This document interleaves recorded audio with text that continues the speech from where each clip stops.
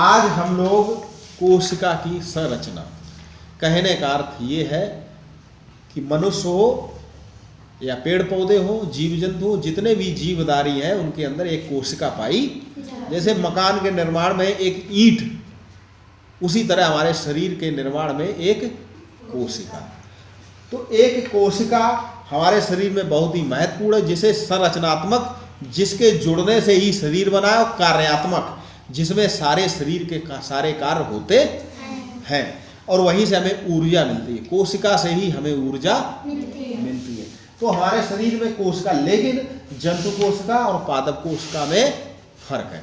चूंकि पौधा बहुत बड़ा होता है, जंतु के आकार छोटा होता है, तो सबसे बड़ा अंतर तो ये है कि पादप कोशिका में ये खाली स्थान पाया जाता है। इसमें रिक्तिकाएं क्या होता है, इसमें रिक्तिकाएं एक पाई जाती बड़ी सी, ध्यान दीजिए पौधों में, और इसमें रिक्तिकाएं छोटी छोटी कई सारी हो सकती, छोटी छोटी। अब ऊपर से समझते हैं माइटोकॉन्ड्रिया, जिसे शरीर का या कोशिका का पावर बैंक कहते। जैसे ये हमारे पास पावर बैंक है मोबाइल को चार्ज करने का, उसी तरीके से ये कोशिका का पावर बैंक, और यहाँ से ये कोशिका को ऊर्जा प्राप्त, और कोशिका को ऊर्जा प्राप्त हो गई, इसका अर्थ है कि हमारे शरीर को ऊर्जा प्राप्त। तो ये माइटोकॉन्ड्रिया देखिए, ये आकृति दोनों तरफ है, ये ऊर्जा प्रदान कारक। कोशिका द्रव्य, कोशिका द्रव्य एक ऐसा लिसलिसा पदार्थ होता है जिसके अंदर ही कोशिका के सभी अंग रहते। जैसे कि रसगुल्ला चाशनी में डूबा रहता है जिससे कि रसगुल्ला सूखे ना, उसी तरीके से कोशिका के सारे अंग इस कोशिका द्रव्य में डूबे रहते। जबकि पौधों में कोशिका द्रव्य भी पाया जाता है, लेकिन यहाँ पर रिक्तिका होती है, यहाँ पर जल भरा होता है। लेकिन कोशिका द्रव्य यहाँ भी है और कोशिका द्रव्य यहाँ भी है। उसके बाद कोशिका झिल्ली, तो देखिए जो कोशिका होती है उसको कवर करने के लिए एक झिल्ली पाई जाती है। पौधों में भी पाई जाती, लेकिन पौधों में कोशिका भित्ति भी पाई जाती है, एक मजबूत दीवार, जबकि हमारे अंदर कोशिका भित्ति नहीं पाई जाती। उसके बाद आई केंद्रक, ये देखिए केंद्रक, ये कोशिका का महत्वपूर्ण भाग होता।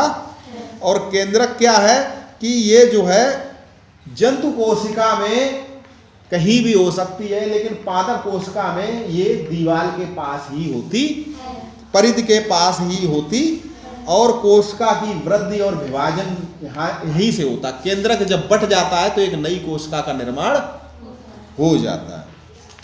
कोशिका द्रव्य तो बात हो गई थी। अंतःप्रद्रव्य जलिका, तो देखिए केंद्रक से पाइप जैसे निकले होते हैं, महीन पाइप, जिनमें जल, ये क्या कार्य करती है, अंतःप्रद्रव्य जलिका, इनको क्या बोलते हैं, अंतःप्रद्रव्य जलिका। ठीक है, इनका क्या है कि ये झिल्लियों से बनी हुई जटिल जलनुमा संरचना अंतःप्रद्रव्य जलिका कहलाती है, जो केंद्रक से जुड़ी होती है और इसे मुक्त रूप में पाई जाती है। केंद्रक झिल्ली व कोशिका द्रव्य के बीच में संबंध बनाती है। तो देखिए केंद्रक को झिल्ली के साथ ये बांधे रखती, यानी कि ये जो केंद्रक है ये झिल्ली, और इसकी झिल्ली है, तो झिल्ली के साथ इसका कनेक्शन बना रहता उस इस जलिका के माध्यम से। और राइबोसोम, इसी जलिका के पास गेंद जैसी छोटी छोटी गेंद जैसी चिपकी हुई होती, और राइबोसोम का प्रमुख कार्य है कि यहाँ पे प्रोटीन का संश्लेषण होता है। हरित लवक जो पौधों में पाया जाता है, क्योंकि पौधे अपना भोजन स्वयं बनाते हैं, हमारे अंदर हरित लवक नहीं पाया जाता है। उसके बाद कोशिका भित्ति, तो हमारे अंदर है, पौधों में है, हमारे अंदर नहीं। रिक्तिका, जिसके अंदर जल भरा होता है। और लाइसोसोम, तो ये जो ऊर्जा आती है या जो भी कोशिका को मिलता है उसको पचाने का कार्य करती है।